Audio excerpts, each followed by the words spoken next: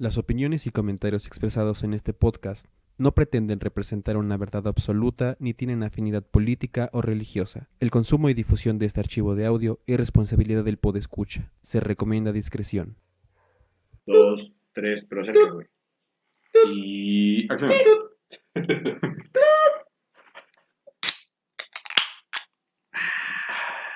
Muy buenos días, muy buenas tardes, muy buenas noches, buenas madrugadas, desde donde sea que nos están escuchando. Bienvenidos a su podcast. Son las 4:30, casi 4:20 de un lunes 27 de julio del 2020. Bienvenidos. Bienvenidos a todos. ¿Qué tal? ¿Cómo están? Mis queridos escuchas que no están listos para una presentación más, un nuevo episodio de su podcast. Pues como verán, ya estamos en la edición número 4. Sí, es la número 5 ya. Número 5 ya. La número 5. Muy bien, entonces esto ya no merece llamarse piloto. Estamos muy contentos por la difusión que ha tenido. Ha sido muy poca, pero ha sido muy buena la retroalimentación que hemos tenido. Ojalá que les sigan gustando. Los seguimos invitando a que nos comenten aquí abajito lo que piensan y todo lo que ustedes quieran. Sí, próximamente ya tendremos un promocional, un disclaimer. Un poco más formalizado todo este pedo. Ahorita en postproducción seguramente ya tendremos música de fondo. Sí. Todavía estamos resolviendo los temas, ¿no? Sobre qué música será la adecuada. El nombre. Y el nombre, porque hemos investigado que ya existe un podcast llamado Ruido Blanco, pero al parecer no le han dado el fundamento que nosotros, en verdad, sin copiar, sin saber, lo pensamos, ¿no? Sí, claro. Pero bueno, eso lo solucionaremos más adelante y próximamente vendrán cosas nuevas, secciones especiales que ya tenemos cocinando por ahí. Justo. Y pues bueno, el día de hoy, amigos, vamos a comenzar con... Bueno, hoy no nos acompaña nuestro querido licenciado de la vida, pasante del bacho Julio Flores, pero estamos Jesús Flores, Carlos Flores, Eric Ramírez, licenciado ingeniero. El ingeniero. Dándoles la bienvenida una vez más, amigos. ¿Cómo están? Muy bien, amigo. Cuéntame, Jesús Flores, ¿con qué te encontraste esta semana? Pues a mí me hizo mucho ruido personalmente el pleito que tuvo Estados Unidos con China y todo el desmadre que hicieron con sus consulados. Comenzó con Estados Unidos ordenando a China que desalojaran el consulado que tenían ellos en Houston, Texas, bajo las palabras del portavoz del Departamento de Estado estadounidense. Era para proteger la propiedad intelectual y la propiedad privada de los estadounidenses. Esto también nos está hablando un poco como del espionaje chino utilizado en instalaciones diplomáticas, ¿no? Por así decirlo. Pero creo que esto ya viene arrastrando mucha historia, hay que ser sinceros. Y en consecuencia de esto, las autoridades chinas dijeron vamos a tomar represalias. Y el viernes les pidieron al consulado chino que desalojaran completamente Estados Unidos. Y llegaron fuerzas estadounidenses con patrullas, con camionetas, realmente a desalojarlos. ¿Cuánto tiempo les dieron para desalojar? Les dieron 72 horas. Ok. Y China, como represalia, le pidió a Estados Unidos que retirara, no lo ordenó, es muy curioso, le pidió que retiraran sus instalaciones del consulado que tenían ellos en Chengdu, como primer medida de represalia que le surgió a China, como no queriendo iniciar una guerra, pero sí haciendo contraste con lo que ellos hicieron, ¿no? Diplomáticamente, exactamente. Pero no se retiraron todos los consulados de China. No. Está también en proceso el de... Hay provincias con consulados, sí, pero digamos que aún está en juicio de duda el qué consulados se van a retirar y bajo qué razones, ¿no? Principalmente el de Houston, Texas, que ya quedó desalojado por completo bajo un precepto de 72 horas para destrozarlo. Y el que estaba de Estados Unidos en China, les dieron exactamente el mismo plazo para destituir todo, incluso la placa que tenía las denominaciones diplomáticas del consulado estadounidense. Las retiraron, aunque hubo mucho ruido dentro de ambas naciones, en donde nativos de cada región se paraban frente al consulado y levantaban banderas de su país mientras los otros los insultaban, ¿no? Estuvo a punto de generar mucho más ruido político, pero creo que se quedó en las bases principales. Además, a día de hoy, domingo, apenas se sabe que China le está macheteando para quitar el consulado estadounidense de su país.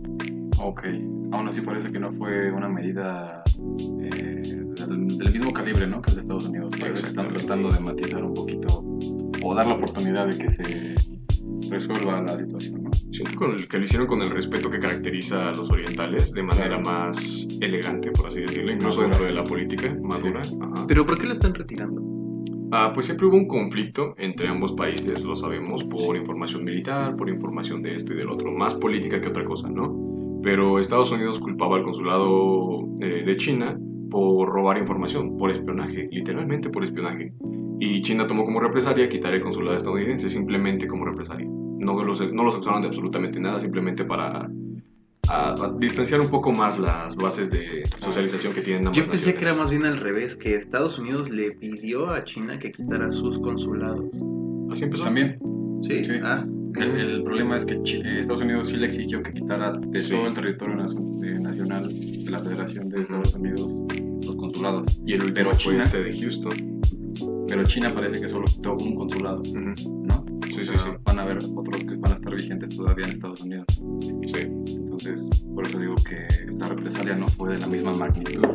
Entonces, pues hay que ver qué sucede, ¿no? Porque la verdad se me hace muy hipócrita de parte de Estados Unidos. Todo Sí. el mundo sabe y hay información que nos hace ver que Estados Unidos ha espiado no solo a su propio gabinete, sino a muchísimos gobiernos de muchísimos lados del mundo. Claro, por supuesto. pero ¿por qué quitar solo un consulado? O sea, bueno, para una persona como yo, ciudadano de a pie, o sea, yo pensaría, o sea, desde mi ignorancia lo expongo así, ¿cuántos consulados hay en un país?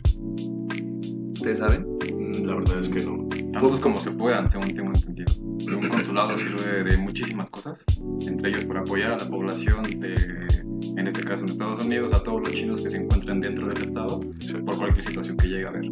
Por ejemplo, en este caso con el COVID, pues les apoyó con, si necesitaban llegar a su país, les apoyaba con los pasajes, tal vez con medicinas, tal vez algún tipo de algún asunto diplomático que haya tenido que ver la persona, se les ayuda en el consulado, dado que es territorio del país que representa literalmente. Entonces, no sé. Pues sería interesante, ¿no? Investigar cuántos consulados tiene de China en Estados Unidos, Sí, que es lo que explicas, ¿no? sí. China en Estados Unidos, Sí.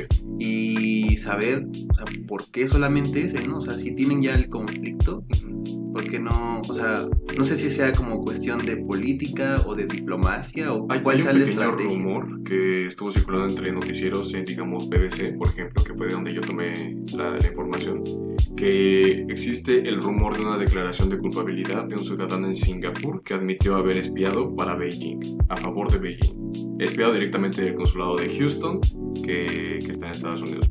Solo es un rumor, aún no se confirma del todo, pero puede que haya sido uno de los factores que incentivó a Estados Unidos a quitar ese consulado.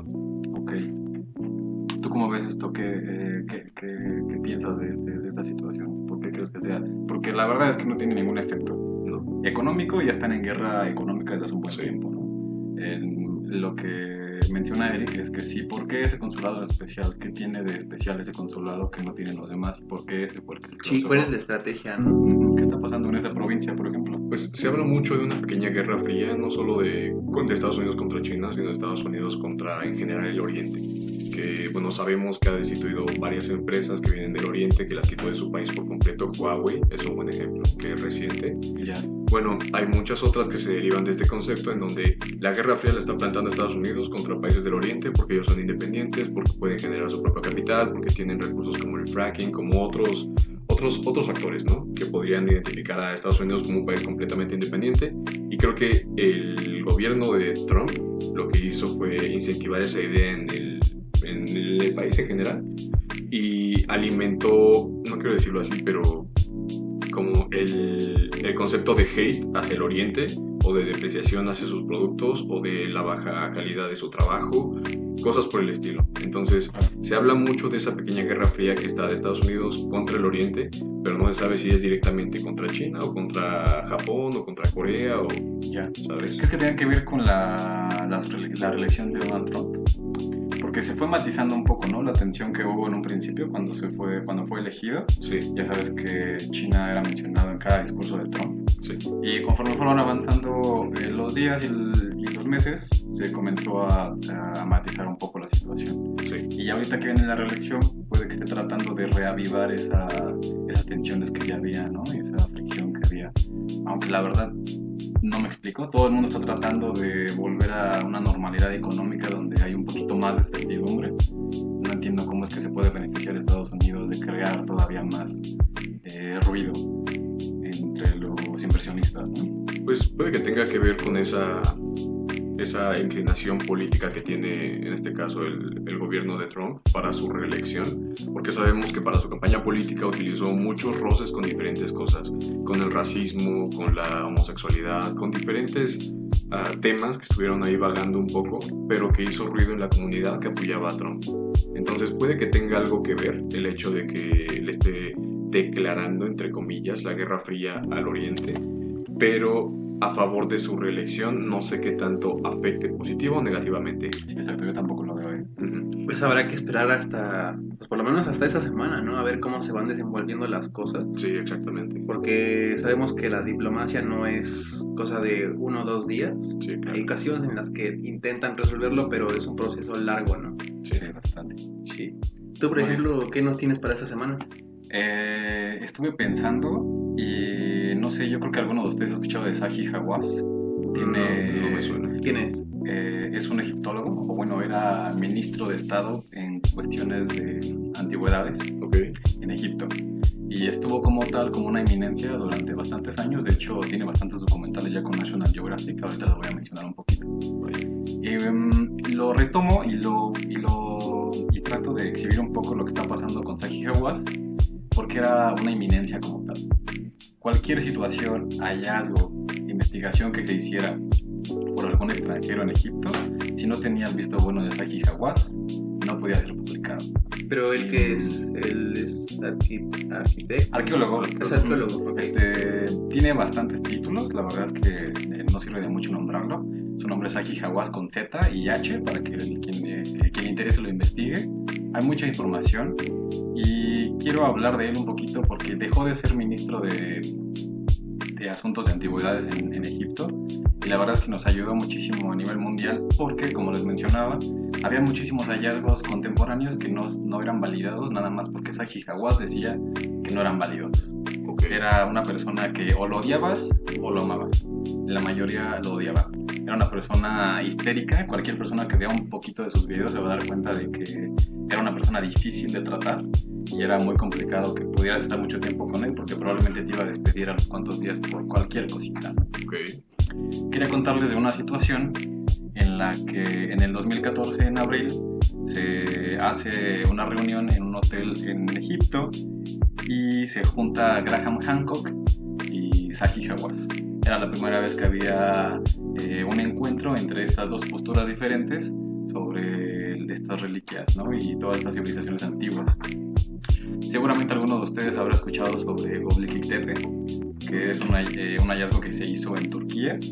Y lo controversial de esto es que los estudios señalan que estos hallazgos son megalíticos y datan de 1600 a.C.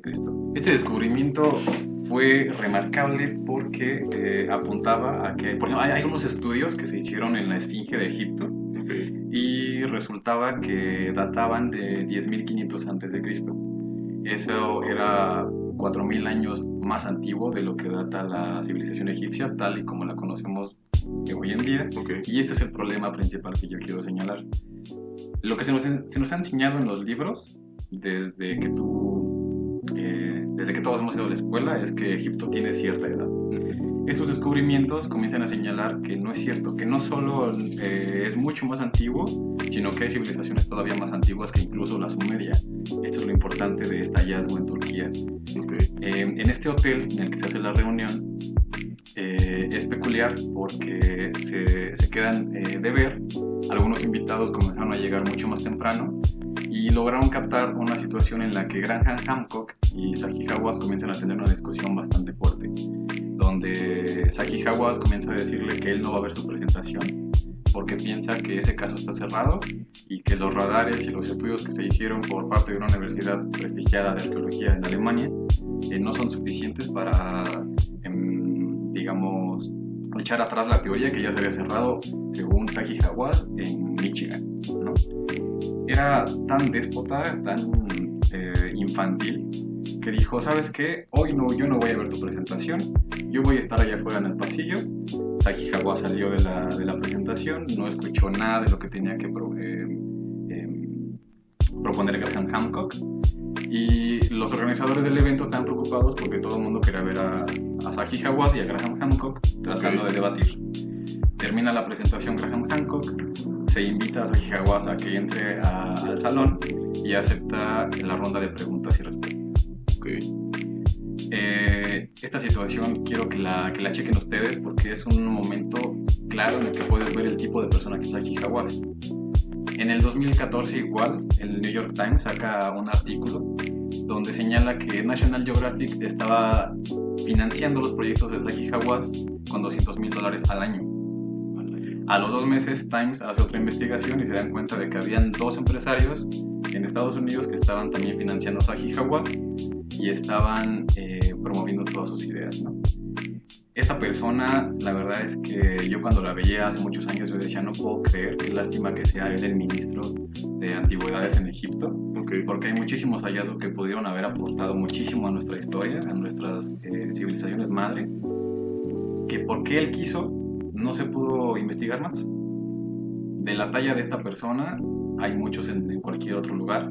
Los invito a que investiguen un poquito sobre, le comentaba a Erika hace un rato, sobre la Cueva de los Tallos, sobre las líneas de Nazca en Perú, incluso los incas. Hay muchísimas investigaciones de este tipo que no están, digamos, no van afines a lo que es la arqueología convencional. Incluso Google publicó una conferencia en donde se comienzan a revalidar todas estas teorías e información, estudios que se han hecho en diferentes sitios arqueológicos del mundo, donde les presenta una hipótesis donde se hace ver claro que hay algún tipo de interés en diferentes lugares del mundo para que este tipo de información no salga a la luz.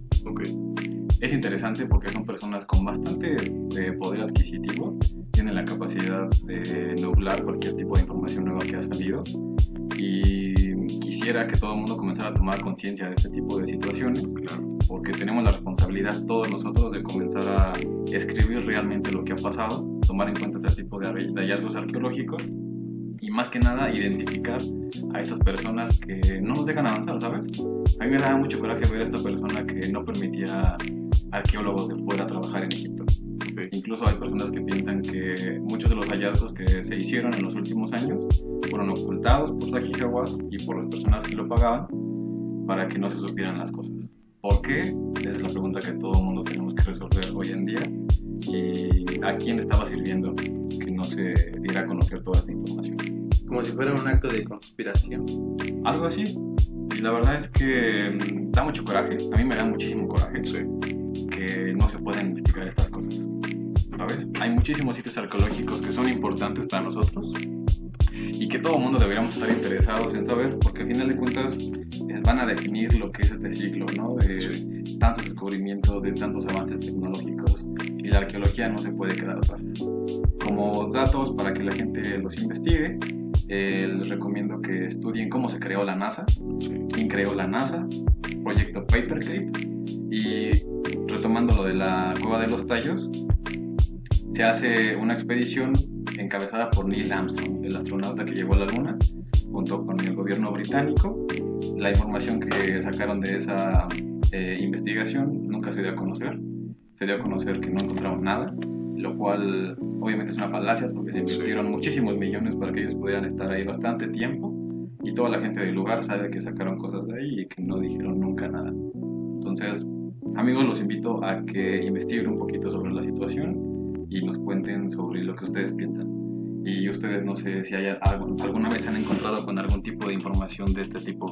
Sí, claro, me he encontrado con información bastante controversial, pero antes de entrar en detalle me gustaría preguntarte, ¿tú qué opinas sobre la desacreditación de estas verdades, de estos conceptos históricos, de estos descubrimientos que las personas más allá de lo político, ya estamos hablando de grandes potencias, de gobiernos gigantescos o igual tras bambalinas. ¿Por qué intentan esconder este tipo de información? ¿Qué es lo que ganan? ¿Cuál es tu opinión? Exacto. Mira, es un tema un poco controversial. Una vez más, reiteramos que esto es información un poco complicada. Lleva muchos años habiendo información de este tipo que hay que acumular y hay que hacerle una síntesis.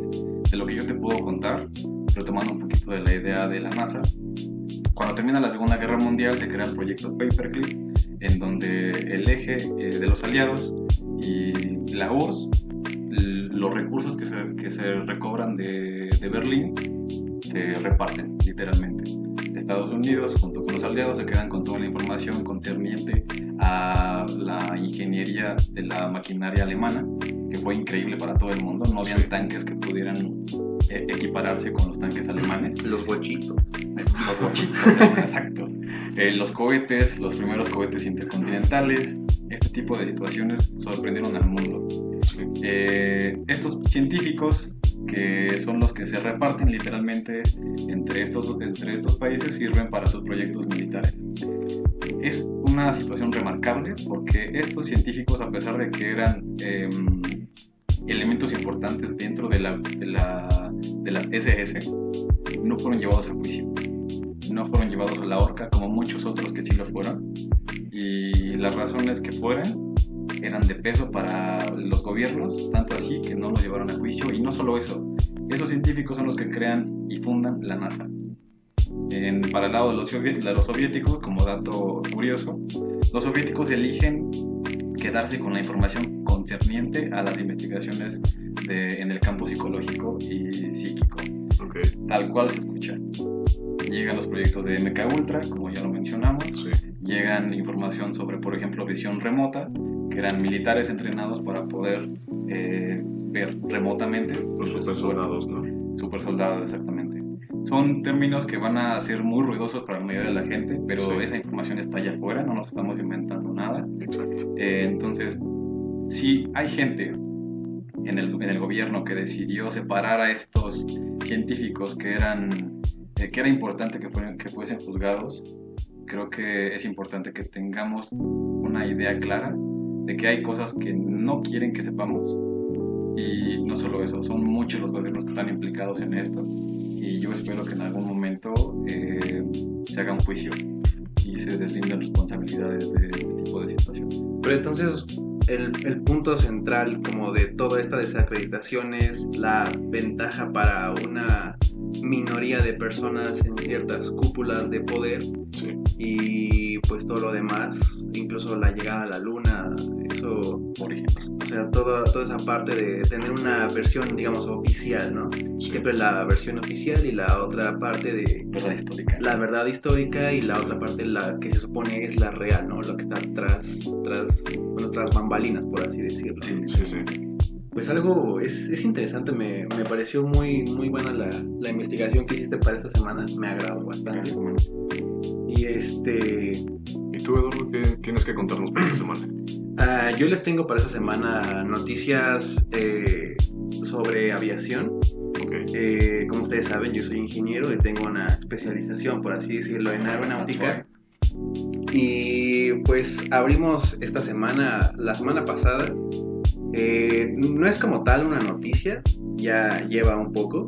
Hubo un documento que se publicó en el Diario Oficial de la Federación que explicaba, ¿no?, la SCT, que en el periodo de 2020 a 2024 lo que querían era llegar como a lograr varios objetivos. Uno de ellos es que, por ejemplo, la AFAC, que es la Asociación Federal de Aviación Civil, se consolide como ese organismo que rija, que dé los lineamientos para la aviación civil. Ustedes no están para saberlo, pero yo sí para contárselos, que la AFAC se acaba de crear, o sea, no lleva más de un año. A mí no me sonaba. No, la AFAC es lo que venía siendo antes la DGAC, que era la Dirección General de Aviación Civil, y me parece que por cambios de la administración del Ejecutivo, o sea, la cuarta transformación, se hizo ese cambio, digamos, como de nombre, ¿no? Y, por ejemplo, algo que también quieren como consolidar ellos es que en el documento se insiste en la construcción de una tercera terminal de pasajeros del aeropuerto, aquí de la Ciudad de México, pese a que en mayo se canceló este proyecto debido pues al COVID, ¿no? A toda esta situación pandémica. Una nota que también fue la semana pasada es que se anunciaba el pasaportes electrónicos, que pues ya lo que incluye son datos biométricos y pues nuevas características, ¿no? De seguridad para evitar la falsificación, la identidad, todas esas cosas. Aquí el problema son dos cosas. Lo que yo quiero apuntar es que para que esto se dé, el gobierno necesita una inversión de 17.5 millones, es lo que está evaluado. ¿Para qué? Pues para que, o sea, la tecnología, ¿no? Que cuesta, pues como tal, producir estos nuevos pasaportes. Sí. Suena muy bien, claro que lo es, pero, por ejemplo, otra cosa que yo les quiero apuntar es, ustedes tienen pasaporte. Sí. ¿Qué pasaría con el que, cuánto tiempo le queda al tuyo, no? 8 años. 8 años, al mío también, casi, de 8 a 9 años. ¿Qué pasa con todas esas personas que apenas lo acaban de tramitar y, o sea, lo tengo que renovar? O sea, todas esas cosas. Al parecer, lo que está previsto con esos nuevos pasaportes es que los pasaportes de papel se sigan expidiendo todavía hasta este año y a inicios del año que viene, 2021. Y a partir de 2021, en cierto momento, se empiecen a expedir ese tipo de pasaportes digitales, ¿no? Y bueno, en otras noticias también tenemos que, por ejemplo, algo muy importante, renunció el Jiménez Espriu, que era el que estaba a cargo de la SCT. Sí. Esta fue una información que se hizo pública, fue también una carta, pues como la que hacen todas las personas encargadas, los titulares de la secretaría. Y bueno, esa carta no es de la semana pasada, esa carta se hizo pública el 17 de julio. Okay. Y al parecer la razón que daba la oficial es que Jiménez Espriu señalaba que los aeropuertos debían ser protegidos por la dependencia, o sea, por la SCT. Y el titular del Ejecutivo lo que quería era que debido a las condiciones de violencia e inseguridad, quería que fueran resguardados por la Secretaría de Marina, ¿no? Sí. Y bueno, también la semana pasada se inauguró, se inauguró la extensión de la Terminal 2 del aeropuerto. Claro. Y bueno, lo que señalan es que esta terminal añade 7 nuevas posiciones para la llegada y salida de aviones con capacidad de entre 100 y 150 plazas, que es como un avión comercial, por así decirlo. A este evento asistieron la jefa de gobierno, Claudia Sheinbaum, obviamente el titular, el presidente del Ejecutivo, Jorge Arganiz Díaz Leal, que es ahora el nuevo secretario de Comunicaciones, y también asistió Jiménez Espriu, que pues, es el secretario, además de Jesús Rosano, director general del aeropuerto. Esta extensión, llamada un alias DDL, tuvo un costo de 497 millones de pesos y tomó algunos meses, alrededor de 7 meses y medio, y se prevé que para esta extensión se beneficie, por así decirlo, 4.2 millones de pasajeros al año, o lo que es lo mismo, entre 1.200 y 1.300 de pasajeros por hora. Bien, Por hora. Bien, ¿no? Por hora. Bastante bien. Mira, un dato ahí interesante. Esta expansión costó poco menos de $500,000 y el hangar presidencial que se construyó en la administración pasada costó $1 billón. O sea, $1,000 millones de pesos. Comparado con un hangar con una expansión de este tipo. Sí. ¿Qué tipo de contratos estaban dando antes, no? Eso era un apunte. Y el otro, quería preguntarte, lo de los pasaportes, ¿se está haciendo a nivel mundial este tipo de medidas? Pues no estoy tan bien informado, me parece que sí. Si no es al menos con pasaportes, creo. Eso me permitirán verificarlo para la próxima sesión. Que hay cartas de identidad, por ejemplo en Francia, que funcionan con datos biométricos. No estoy seguro, solo es una información que tengo que verificar, pero pues supongo que sí. O sea, México no es la punta de lanza en tecnología. Sí, justo por eso lo preguntaba, Sí. porque, bueno, por lo menos yo, no sé tú, Jesús, no lo había escuchado en ningún otro país. No, la verdad es que no lo había Por escuchado. ejemplo, tengo entendido que pues, muchos países ya tienen las cámaras infrarrojas, ¿no? Y con lentes o inteligencia artificial que trata de identificar diferentes situaciones Sí. con los pasajeros, ¿no? No sé si tenga que ver con esta situación de los pasaportes, me parece interesante. Y me imagino que se viene para el aeropuerto de Santa Lucía, ¿no? Que parece ser que va a ser ahora sí pionero en México de este Sí. tipo de nuevas tecnologías. Me parece interesante. Sí, tendremos Ok. que ahondar un poco más en esa parte de los pasaportes. Sí. Y bueno, ya como para cerrar esta parte de aeronáutica, una noticia sobre aerolíneas es que, por ejemplo, en Interjet, me parece que fue, no, es Volaris. Volaris ahorita, como casi la mayoría de las aerolíneas, se les está viendo pues difíciles. Bastante. Y bueno, ahorita actualmente Volaris se supone va a prescindir de 112 pilotos y en vez de tener lo que tenían estimado eran que volaran 88 aeronaves, ahora solo van a volar 62, lo que indica que pues estos 112 pilotos no los finiquitaron, hicieron que firmaran una renuncia voluntaria con la intención de que cuando las condiciones económicas mejoren puedan ser, o sea, por cuestiones legales, puedan regresar a sus puestos de trabajo.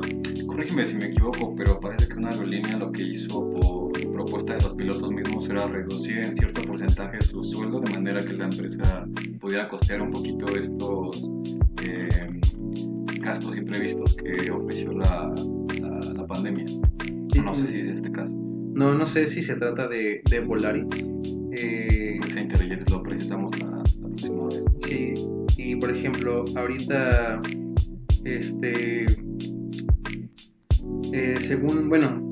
según la Ley Federal del Trabajo, ellos por la renuncia voluntaria que firmaron, van a tratarlo como una liquidación al 100% y van a recibir 3 meses de sueldo y 12 días por año. En contraste con un finiquito que solo incluye pues, las prestaciones Claro. no devengadas, ¿no? Sí.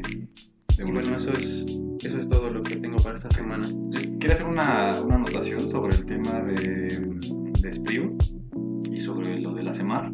Por lo que tengo entendido, la situación era que él no estaba de acuerdo justamente en que la Guardia Nacional o la Secretaría de Marina resguardara los puertos, ver a los puertos específicamente. El tema era Colima, porque Colima tenía un índice de homicidio tremendo, ni siquiera comparado con Guanajuato, y el tema era que estaba entrando mercancía ilícita desde Asia. Entonces esa era la situación. En el video donde se confronta la carta de renuncia con el presidente y el anterior secretario, menciona que él sigue siendo parte del movimiento de la Cuarta Transformación y que la situación es que son hombres libres y como tal tienen la posibilidad de diferir en alguna situación y que por esta situación él renuncia. Andrés Manuel hace mención de que no está de acuerdo en esta situación, de que difieren los puntos de vista y que por lo tanto acepta con mucho gusto y le agradece muchísimo a Espriu la labor que hizo como tal de reingenierizar otra vez la Secretaría de Transporte, cosa que habían tratado de hacer en otras administraciones y no se había logrado. Entonces hay un poquito de contraste ahí porque sí creo que hay que tomar algún tipo de medida en el caso del puerto de Colima para poder reducir un poquito la situación de homicidios que se dan no por inseguridad o por robo si quieres, sino por los enfrentamientos que hay por el control de estos puertos. Entonces creo que es importante hacer esa anotación y ver cómo evoluciona esta nueva administración de la Secretaría. Sí, ahí, se dio de forma casi similar como con el exsecretario de Hacienda, ¿no? Ajá, algo así. Que tuvieron unas pequeñas diferencias y fue como, ok, te doy las gracias y yo me retiro por esto, ¿no? Porque esta es mi opinión y a lo mejor como tú quieres hacer las cosas, no, yo te estoy diciendo que es de esta forma en la que se debe hacer, pero si no, ok, hasta aquí terminamos como nuestra relación, por así decirlo, al menos hasta este momento. O sí. Uh-huh. Les recomiendo vean el video, es un video muy revelador. Creo que los dos actuaron de manera muy madura. La carta que se presenta y el debate que se presenta fue muy bueno. Está publicado y los invito a que lo revisen. Estamos terminando la sesión del día de hoy, amigos. Espero que les haya gustado muchísimo. No sé si quieran agregar algo para cerrar. Pues nada, esperamos los comentarios de todos los podescuchas sobre los temas que tocamos y pues estamos creando una comunidad. Esperamos que siga creciendo poco a poco. Tenemos cosas nuevas por venir. No sé qué quieras decir tú, por ejemplo. Agradecerles por estar aquí con nosotros. Sabemos que son los inicios de algo, pero creo que podemos lograr algo mucho más interesante aún. Así que, pues nada, cerrar desde aquí. Muchas gracias por estar con nosotros hoy, por escucharnos, por aguantarnos este rato y esperemos que los haya entretenido. Cuídense mucho, amigos. No dejen de cuidar a sus familias. Que estén muy bien. Bye, bye.